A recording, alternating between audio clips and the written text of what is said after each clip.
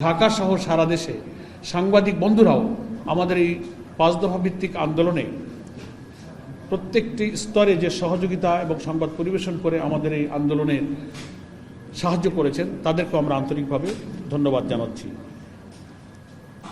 প্রিয় সাংবাদিক বন্ধুগণ, আজ আমরা দায়িত্বহীনভাবে বলতে চাই, আমাদের 5 দফা গণদাবি ইতিমধ্যেই জনগণের কাছে যৌক্তিক ও গ্রহণযোগ্য হয়েছে। তাই দেশের জনগণ এ দাবির প্রতি ব্যাপক সমর্থন দিয়ে রাজপথে আন্দোলনে সামিল হয়েছে। বর্তমান সরকারের উচিত অবিলম্বে জনগণের 5 দফা মেনে নিয়ে জুলাই জাতীয় সনদের ভিত্তিতে আগামী ফেব্রুয়ারিতে ত্রয়োদশ জাতীয় সংসদ নির্বাচনের আয়োজন করা। সরকার যদি জনগণের যৌক্তিক দাবি উপেক্ষা করে এবং বিদ্যমান সমস্যার দ্রুত সমাধান না করে, তাহলে দেশের জনগণ তাদের ন্যায্য দাবি আদায়ের জন্যে রাজপথে আন্দোলন অব্যাহত রাখতে বাধ্য হবে। এ লক্ষ্যে আজ চলমান আন্দোলনকে আরও জোরদার করার জন্য নিম্নোক্ত কর্মসূচি আমরা ঘোষণা করছি। 1. আমাদের এই 5 দফা গণদাবির পক্ষে জনমত গঠনের জন্য আগামীকাল 1 অক্টোবর থেকে 9 অক্টোবর পর্যন্ত সারা দেশে গণসংযোগ কর্মসূচি পালিত হবে। এই উপলক্ষে এই গণসংযোগ চলাকালে মত বিনিময় সভা, গোল টেবিল, সেমিনার, সিম্পোজিয়াম ইত্যাদি প্রোগ্রামের আয়োজন করা হবে এবং এই কর্মসূচির মধ্য দিয়ে আমরা আমাদের দাবির যে যৌক্তিকতা, প্রপোর্শনাল রিপ্রেজেন্টেশন পদ্ধতি সম্পর্কে আরও জাতিকে বিস্তারিত তুলে ধরার এই সব কার্যক্রমগুলো ওই সময় অব্যাহত থাকবে। 2. আগামী 10 অক্টোবর রাজধানী সহ সকল বিভাগীয় সদরে গণমিছিল করা হবে। গণমিছিল আগামী 10 তারিখে রাজধানী সহ সকল বিভাগীয় শহরে। 12 অক্টোবর সারা দেশে জেলা প্রশাসকের মাধ্যমে আমরা স্মারকলিপি পেশ করব। এইসব কর্মসূচি বাস্তবায়নের মাধ্যমে জনগণের দাবি আদায়ের লক্ষ্যে ঐক্যবদ্ধ হওয়ার জন্য আমরা দেশবাসীর প্রতি উদাত্ত আহ্বান জানাচ্ছি এবং আমরা আশা করি সরকার এবং এই দাবি মেনে নেওয়ার সাথে সংশ্লিষ্ট যে কর্তৃপক্ষ, ঐক্যমত্য কমিশন সহ যারাই রিলেটেড স্টেক হোল্ডার আছেন, এর মধ্যেই জনগণের আকাঙ্ক্ষার প্রতিফলন হিসেবে এই 5 দফার দাবি মেনে নেবেন। আপনাদের সবাইকে ধন্যবাদ জানিয়ে আমরা আজকের বক্তব্য এখানেই শেষ করছি। আল্লাহ হাফেজ। বাংলাদেশ জিন্দাবাদ। বাংলাদেশ জামাত ইসলামী জিন্দাবাদ।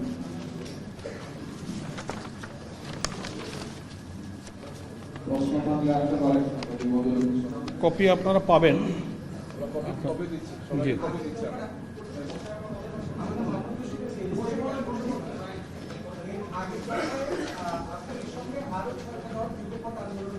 জি, আছে আছে যারা ছিলেন তারা এই কর্মসূচির সঙ্গে অভিন্ন কর্মসূচি এবং ঐক্যমত্যের সঙ্গে তারা আন্দোলনে আছেন। আমাদের এই কর্মসূচির সাথে অভিন্ন কর্মসূচি নিয়ে আমাদের ওই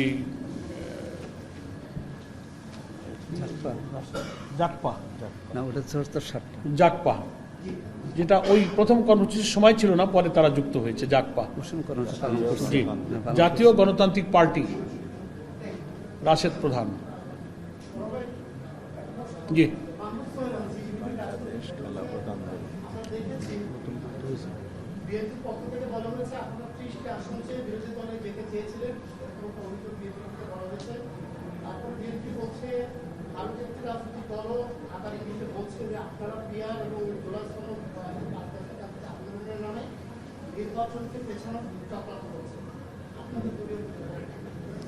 তার আগে ওই এই আন্দোলনে আরো একটি নতুন দল যে যুক্ত হয়েছে, বাংলাদেশ খেলাফত আন্দোলন, আমাদের এই অভিন্ন কর্মসূচিতে একমত হয়েছে।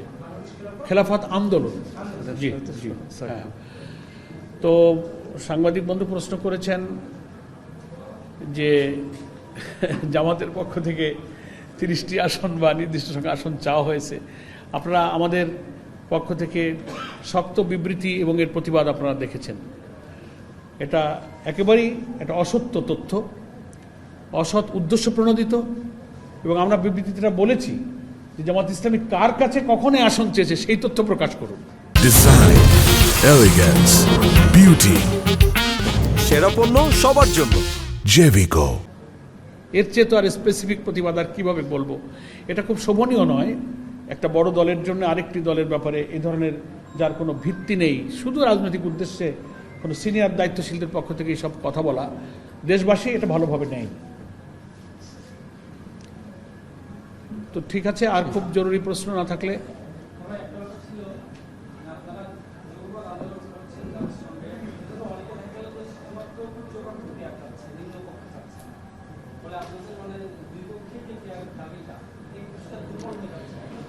না, দুর্বল না। আমাদের তো আগের দিনের সাংবাদিক সম্মেলনে ডাক্তার তাহের ভাই কিন্তু কয়েক প্রশ্নের ব্যাখ্যা দিয়েছিলেন যে আমরা অভিন্ন কর্মসূচিতে যারা আন্দোলন করছি কমনলি পিয়ার প্রশ্নে আমরা একমত, কিন্তু কেউ লোয়ার হাউসে কেউ আপার হাউসে, এই জন্য পিয়ারটা আমাদের কমন আছে। তো আমরা এই ব্যাপারে আমাদের অভিন্ন কর্মসূচি নিয়ে যারা আমরা আন্দোলনের মাঠে আছি তাদেরকে আমরা এই স্বাধীনতা এখতিয়ারটুকু দিয়েছি যে পিয়ার তিনি তার মতো করে চাইতে পারবেন। কেউ আপার লোয়ার দুই হাউসে চাইতেছেন, কেউ হয়তো আপারে চাইতেছেন।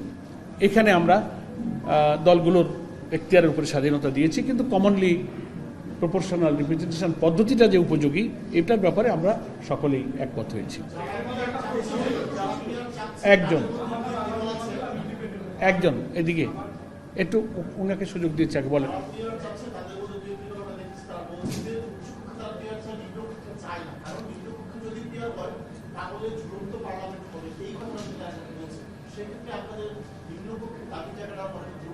এটারও আমরা ব্যাখ্যা দিয়েছি। দেখেন, যে কোনো আইন বিধান ইমপ্লিমেন্ট করতে গেলে সেটাকে সেফগার্ডের জন্য আমরা প্রয়োজনে আইন সংশোধন করতে পারি, বিধি প্রণয়ন করতে পারি, সংবিধানকেও অ্যামেন্ডমেন্ট করতে পারি। আপনারা দেখলেন তো আমরা আর্টিকেল 70-কে এই নতুন রিফর্ম প্রপোজালে কিন্তু নতুনভাবে আমরা করছি। এটা তো কঠিন ছিল।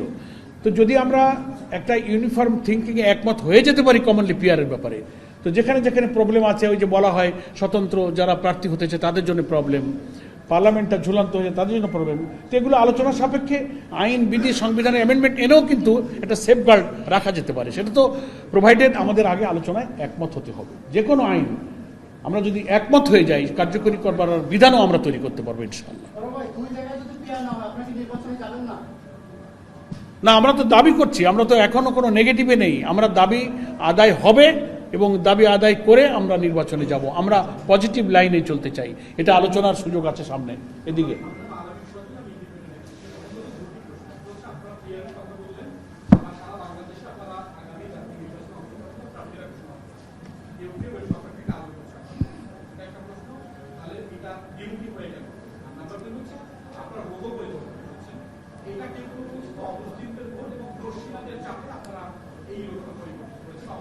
ধন্যবাদ। প্রথম কথা হচ্ছে, আমাদের প্রার্থী বাছাই প্রসঙ্গে আমরা একাধিকবার গণমাধ্যমে কিন্তু আমাদের বক্তব্য রেখেছি। আমাদের সম্মানিত আমির জামাত ডক্টর শফিকুর রহমানও তার গণমাধ্যমে বিভিন্ন সময় বক্তব্যে এটার ব্যাখ্যা পরিষ্কার করেছেন যে আমরা যে প্রার্থীগুলো বাছাই করেছি এটা আমাদের প্রাথমিক সিলেকশন। নির্বাচনী ময়দানে আমাদের প্রার্থীদেরকে আসনে কাজ করবার জন্য, ময়দান তৈরি করবার জন্য আমরা একটা প্রাথমিক সিলেকশন করেছি এবং বলে দেওয়া হয়েছে যে এটাই চূড়ান্ত নয়। আপনারা মাঠে যান, কাজ করেন। নির্বাচনে পোলারাইজেশন, মেরুকরণ, নির্বাচনের দিনক্ষণ যত এগিয়ে আসতে থাকে তত পোলারাইজেশন কিন্তু নতুনভাবে হতে থাকে। জোট হয়, আন্ডারস্ট্যান্ডিং হয়, সমঝোতা হয়, নানান রূপে কিন্তু একেবারে তফসিল ঘোষণা পর্যন্ত এই পোলারাইজেশনের বিভিন্ন রূপ কিন্তু একটা পরিণত অবস্থা ধারণ করবে। তো আমরা যে সমস্ত নির্বাচনে যে সমস্ত দলের সাথে সমঝোতায় যেতে রাজি হয়ে যাব, তখন খুব ন্যাচারালি তাদের জন্য আমাদের অনেক আসন ছাড়তে হবে। তো যে আসনগুলো আমরা ছাড়বো, এই 300 আসন থেকেই তো সেগুলো আমাদের ছেড়ে দিতে হবে। ফলে আমরা প্রার্থীদেরকে বলেছি, আপনারা মাঠে কাজ করুন, মাঠ আমরা তৈরি করব। তারপরে সমস্ত অবস্থা যখন পরিণত রূপ লাভ করবে, পোলারাইজেশন, নির্বাচনের দৃষ্টিভঙ্গি, পলিসি, সমঝোতা, আলাপ আলোচনা, অ্যালায়েন্স, সব কিছু কার্যক্রম সম্পন্ন হওয়ার পরে আমরা নিজেরাও ময়দানে সার্ভ করছি। ঘোষিত আসনগুলোর মধ্যে ময়দানের অবস্থা, প্রার্থীর অবস্থা বিবেচনায় কোনো কোনো আসনও পরিবর্তন হতে পারে। এটা আমাদের সম্মানিত পার্লামেন্টারি বোর্ডের যিনি সভাপতি আমির জামাত এটা বলে দিয়েছেন। ফলে আমরা মাঠে কাজ করছি। শেষ মুহূর্তে এসে চূড়ান্তভাবে কেন্দ্রীয়ভাবে একটা অফিসিয়াল ডিক্লারেশন হবে, সেটি হবে আমাদের চূড়ান্ত তালিকা। এখন যেটা হয়েছে এটা একটা প্রাথমিক সিলেকশন। আর একটা কথা বলেছেন, সেকেন্ড কোশ্চেন, লোগোর ব্যাপারে ভুল তথ্য কেউ কেউ তথ্য না জানার কারণেই মিডিয়াতে বেশি প্রচার করছেন যে এটা আমরা লোগো পরিবর্তন করেছি। না, আমিও গণমাধ্যমকে বলেছি, আমাদের অনেক নেতৃবৃন্দ, আমাদের ডক্টর হামিদুর রহমান আজাদও বক্তব্য দিয়েছেন, অনেক নেতৃবৃন্দ বক্তব্য দিয়েছেন যে আমাদের যে লোগোটা আপনারা সেদিন একটা বিদেশি ডেলিগেশনের সামনে আলোচনায় আমাদের সম্মানিত আমির জামাতের যে কার্যালয় বসুন্ধরার, সেখানে তার কক্ষে যেটা সন্নিবেশিত করা হয়েছিল, এটাকেই আমাদের লোগো বলেই অনেকে বিবেচনা করেছেন। এই বিবেচনা করাটাকে আমি দর্শনীয় মনে করছি না, কিন্তু আমরা ব্যাখ্যা দিয়েছি যে আমাদের এই লোগোটাই চূড়ান্ত লোগো নয়, আমাদের লোগোটা পরিবর্তন করার সিদ্ধান্ত হয়েছে, এটা ঠিক। আমরা একটা নতুন লোগো আমরা তৈরি করছি, 3-4টা লোগো ডিজাইন নিয়ে আমাদের মধ্যে অলরেডি একটা আলোচনা হয়েছে, এবং কিছু কিছু লোগোকে আমরা এডিট করে একটা চূড়ান্ত জায়গায় সর্বসম্মত সিদ্ধান্তে আমাদের ডিসিশন মেকিং ফোরাম আছে, অ্যাপেক্স বডি আছে, সেখানেই এই লোগোটা চূড়ান্ত হবে। যেটা আপনারা দেখেছেন, ওই যেগুলোকে আমরা একটু প্রস্তুত করছিলাম এক্সপেরিমেন্টালভাবে, পরীক্ষামূলকভাবে, ওই লোগোটা ওই দিন মেহমানরা এসেছিলেন, জাস্ট ডেকোরেশনের সময় ওটাকে একটু সেট করে দেওয়া হয়েছে। That is not final logo. আমরা পরিবর্তন সংগঠনের অনেক দৃষ্টিভঙ্গিতে থাকতেই পারে, আমরা সেটা যখন চূড়ান্ত লোগো অফিসিয়ালি ঘোষণা করব তখন তার ব্যাখ্যা আমরা দেব।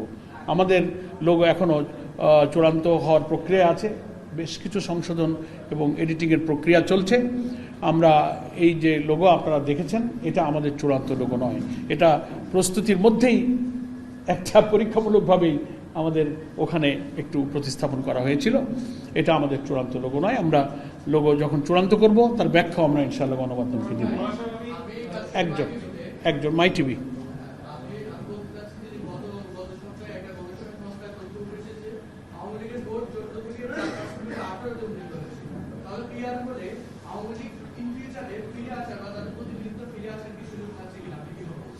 আমরা তো কোনো দলের দিকে তাকিয়ে পিয়ারের দাবি করিনি। আমরা 90-91টি দেশে পৃথিবীতে পিয়ার পদ্ধতি চালু আছে।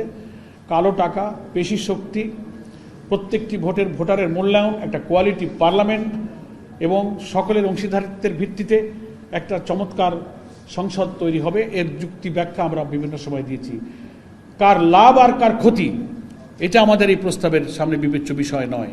জনগণের প্রতিনিধিত্ব, ভোটারদের প্রত্যেকটি ভোটের মূল্যায়ন, নির্বাচন ফেয়ার হওয়া এবং পার্লামেন্টে একটা কোয়ালিটি এবং রিচ পার্লামেন্ট হওয়ার এই প্রয়োজনটা আধুনিক গণতান্ত্রিক বিশ্বে এইগুলো তারা প্রয়োগ করে দেখেছে। আমরা সেটাই এখানে দাবি করেছি। নেক্সট জি। আর আওয়ামী লীগের যেহেতু আপনারা জানেন গণমাধ্যম কর্মী হিসেবে যে এই নির্বাচনে অংশগ্রহণের সুযোগ তো তাদের নেই।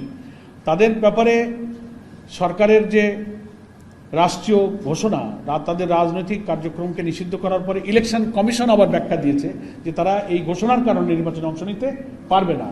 তারপরে নির্বাচন কমিশনের জাতীয় সংসদ নির্বাচনের যে বরাদ্দকৃত প্রতীকের যে তালিকা ছিল, অফিসিয়ালি ইলেকশন কমিশন কিন্তু জানিয়েছেন যে সেই প্রতীকের তালিকা থেকে নৌকা প্রতীককেও বাদ দেওয়া হয়েছে। ফলে অন্তত এবং রেজিস্ট্রেশনটা স্থগিত হয়ে আছে। ফলে এই ইলেকশনে তো আওয়ামী লীগের নির্বাচনে আসবার কোনো সুযোগই নেই।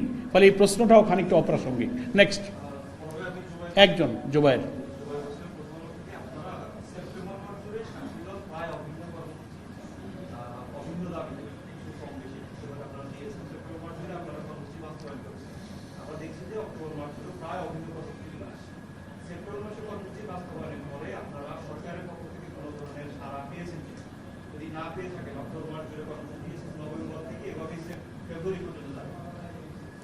আমরা চলতে থাকি। আমাদের দৃষ্টিভঙ্গি, আমরা তো আন্দোলনটাকে নিয়মতান্ত্রিক কনস্ট্রাকটিভ ওয়েতে আমরা নিয়ে যাচ্ছি এবং আন্দোলনের মধ্য দিয়ে আশা করি সরকার প্রধান যিনি, তিনি হেড অফ দি গভর্নমেন্ট, আবার তিনি head of the national consensus commission, দুইটা দায়িত্বই তার উপরে যায়। আমরা তার দৃষ্টি আকর্ষণ করছি। তিনি কোনো ব্যাপারে যদি কনভিন্স না হন, তিনি আন্দোলনকারী দল হিসেবে আমাদেরকে ডাকতে পারেন। আমরা ওনাদের সামনে আমাদের যুক্তি উপস্থাপন করব, ওনারা আমাদেরকে বুঝাবেন, আলোচনার টেবিলও এটা নিষ্পত্তি হতে পারে, সে সুযোগ রয়ে গেছে। সেই কারণে আমরা আমাদের কর্মসূচির মধ্য দিয়ে সংশ্লিষ্ট কর্তৃপক্ষ এবং দেশবাসী জনগণকে আমরা ম্যাচিউরড করছি এবং এই আন্দোলনের দাবি ইনশাল্লাহ পূরণ হবে। আমরা সেই আশাতেই আন্দোলন কন্টিনিউ করে যাচ্ছি। নেক্সট সময় টেলিভিশন। প্রধান উপদেষ্টা নিউ ইয়র্কে মানবাধিকার একটা সংগঠনের সঙ্গে বৈঠক হয়েছেন। ওখানে ওনাদেরকে বলছেন যে আগামীতে নির্বাচন বানচালে আসলে বিদেশি অনেক সংস্থা সেখানে টাকা বিনিয়োগ করছে, বানচালের একটা ষড়যন্ত্র করছে, উনি ওখানে আশঙ্কা প্রকাশ করেন। দল হিসেবে আপনারা এটাকে কিভাবে দেখছেন? এটা ওনার মন্তব্য, সেই ব্যাপারে আমরা এখনই এই মুহূর্তে উনি এখনো দেশে ফেরেননি। এগুলো গণমাধ্যমে অনেক খবর প্রকাশিত হয়, যেটা যাচাই করলে আবার তার অডিও ভিডিও পুরা না দেখলে সব ব্যাপারে কমেন্ট করাটা সমীচীন নয়। উনি দেশে ফিরে আসুক তারপর।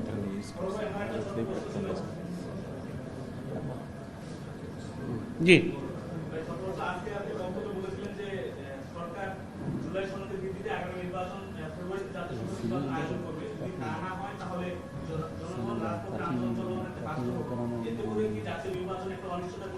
মোটেই না। মুভমেন্টটা তো পার্ট অফ পলিটিক্স, এটা তো থাকবেই, সব সময় হয়েছে। একটা দাবির জন্য তো আন্দোলন হতেই পারে, সেই আন্দোলনটা কনস্ট্রাকটিভ, সে আন্দোলনটা আলোচনায় নিষ্পত্তি হতে পারে। এই জন্য নির্বাচন অনিশ্চয়তার মধ্যে পড়ার কোনো কারণ নেই। আমরা দাবির মধ্যে খেয়াল রাখবেন, বলেছি যে 15ই ফেব্রুয়ারিতেই নির্বাচন নিশ্চিত করতে হবে দাবি মেনে নিয়ে। আমরা 15ই ফেব্রুয়ারিতে আমরা ইলেকশন চাই 2026। তো ধন্যবাদ।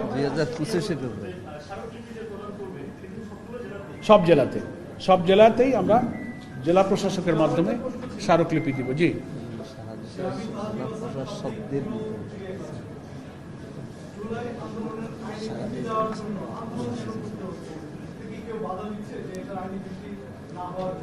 হ্যাঁ, বাধা হচ্ছে বলেই তো আমরা কর্মসূচি দিচ্ছি। যদি সরকার কালকেই বলে দেয় যে না, আমরা কনস্টিটিউশন, ওয়ার্ডার এবং রেফারেন্ডাম আইনি ভিত্তি দিয়ে দিলাম, তো আমাদের তো দাবি পূরণ হয়ে গেল। তো নিশ্চয়ই ঐক্যমত্য কমিশনে এই আলোচনাটা এখনো চলছে, মেয়াদ 1 মাস এক্সটেন্ড করা হয়েছে, নিষ্পত্তি হয়নি। সেই কারণেই আমরা কর্মসূচির মধ্যে এটাকে অন্তর্ভুক্ত রেখেছি। তবে আশা করি আমরা, উই আর হোপফুল যে সময় আছে, সবাই যদি আন্তরিক হয়, রাজনৈতিক দল, ঐক্যমত্য কমিশন এবং সরকারের মধ্যে সহযোগিতা থাকলে এ দাবি পূর্ণ করার সময় আছে এবং এটা সম্ভব। আমরা শেষ করতে পারি, আজান হয়ে গেছে।